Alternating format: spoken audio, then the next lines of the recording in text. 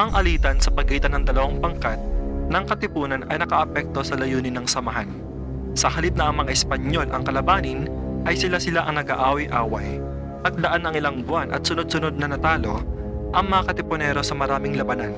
Upang maresolba ang suliraning ito, ay nagdaos ng isang kapulungan sa Tejeros, Cavite ang pangkat ng Magdalo at Magdiwang noong Marso 22, taong 1897. Layunin din ng pagpupulong na ito ang pagtatatag ng isang bagong pamahalaan. Idinaos ang isang halalang pinagkasundoan ng lahat na kailangang igalang kung sino man ang may ihahalal. Sa kumbensyong ito nahalal si Aguinaldo bilang Pangulo at si Bonifacio bilang Direktor ng Interior. Subalit, ang pagkapanalo ni Bonifacio ay tinutulan ni Daniel Tirona sapagkat si Bonifacio raw ay hindi isang abogado.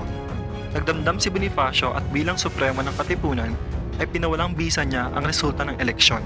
Gayunpaman, nanumpa pa rin si Emilio Aguinaldo kasama ang kanyang gabinete bilang Pangulo ng Revolusyonaryong Pamahalaan noong Abril 1897. Pinakipat inapasahan agad ng pamahalaan si Bonifacio at ang kapatid nitong si Procopio ng pagtataksil sa bayan o treason.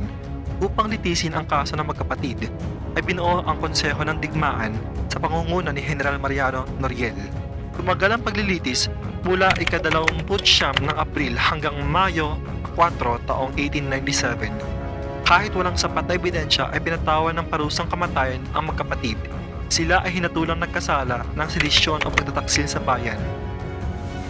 Noong ika-8 ng Mayo taong 1897, ang hatol na kamatayan ay binago ni Aguinaldo at ginawang pagpapatapon na lamang sa magkapatid na Andres at Procopio sa malayong lugar upang hindi sila makapaminsala sa pamahalaan.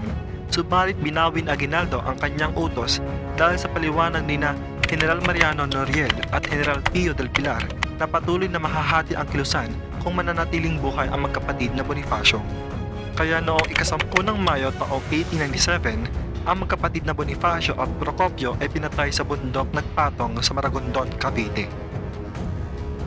Nga pala kaibigan, huwag mong kalilimutang pindutin ang subscribe button upang maging updated sa mga lesson na may kinalaman sa kasaysayan at araling panlipunan.